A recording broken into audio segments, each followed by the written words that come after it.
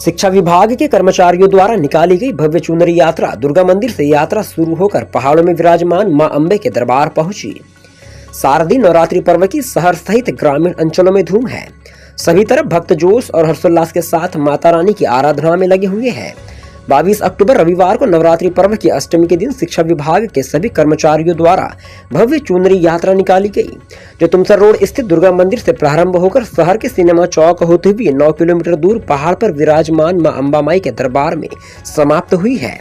गौरतलब हो, वर्ष 2019 से शुरू की गई चुनरी यात्रा इस वर्ष अपने 5 वर्ष पूर्ण कर रही है। अब चुनरी यात्रा का स्वरूप भव्य हो गया है। इस वर्ष भी पिछले वर्ष की तरह लगभग 65 फीट लंबी चुनरी की यात्रा तुमसर रोड स्थित दुर्गा माता मंदिर से पूजन अर्चन आरती कर निकाली गई।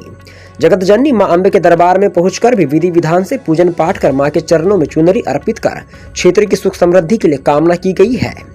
कोरोना संक्रमण के कारण 2 वर्ष कर्मचारियों द्वारा चुनरी यात्रा सांकेतिक रूप से निकालकर भक्तगण निजी वाहनों से पहुंचकर जगत जननी मां अंबे को चुनरी समर्पित कर रहे थे।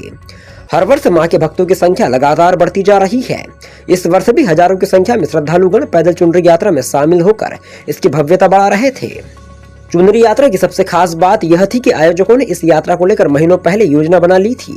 यात्रा भारतीय संस्कृति सभ्यता की मिसाल प्रस्तुत करते हुए निकाली गई थी, जहां पारंपरिक रंगोली, महिलाओं का गरबा, आदिवासी नृत्य, मां काली का नृत्य सभी कुछ भारतीय संस्कृति की झलक प्रस्तुत कर रहे थे।